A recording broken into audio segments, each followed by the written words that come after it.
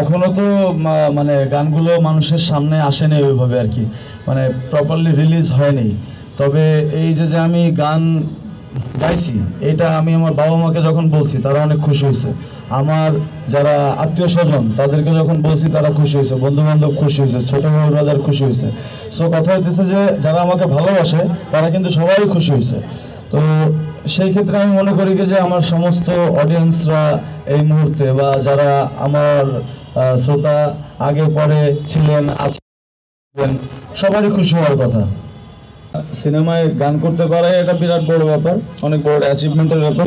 তার পাশাপাশি এই সিনেমাটা হচ্ছে যে এটা আরও বড় একটা স্কেলের সিনেমা, লাইক চারটা ভাষায় রিলিজ হচ্ছে সিনেমাটা।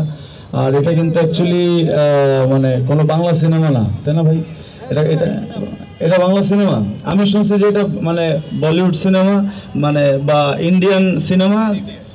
হ্যাঁ, মানে ইন্ডিয়া আর বাংলাদেশের। ওকে, তো যাই হোক, মানে এত বড় স্কেলের সিনেমায় গান গাইতে পারা পরে আসলে প্রত্যাশা কি এটা অডিয়েন্স বুঝাই দেবে আমাকে, বাট মানে এক্সপেকটেশনের থেকে স্যাটিসফ্যাকশন অনেক বেশি। Thank you. অলরেডি গানটা গাইতে পেরে আমি অনেক স্যাটিসফাইড। বাকিটা আপনারা বুঝাই দিন আপনাদের রেসপন্সে। নোবেল ভাই, আমি মিসবাহ রহমান, মহা টেলিভিশনে কাজ করি। দীর্ঘদিন পরে বড় ক্যানভাসে ফিরে আসা, শাকিব খানের মতো স্টারের সিনেমাতে গান গাওয়া, দর্শকদের কাছ থেকে প্রথমত তো শাকিব খান বা সিনেমায় গান করতে পারা মনে হচ্ছে যে মানে বলতে গেলে বাংলাদেশের সর্বোচ্চ একটা প্ল্যাটফর্মে গান করতে পারে আর কি।